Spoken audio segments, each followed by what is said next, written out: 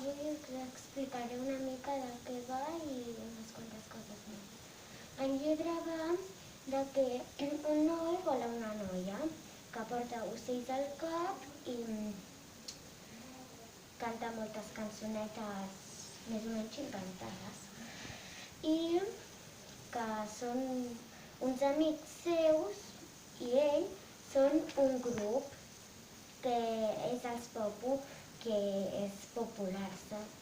I llavors diuen que no et pot agradar perquè vas molt patinat, molt diferent patinat, la somrisa i moltes coses.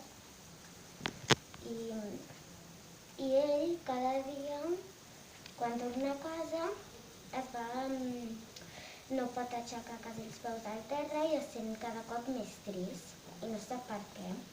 I arriba un dia que ell decideix treure's tot això de sobre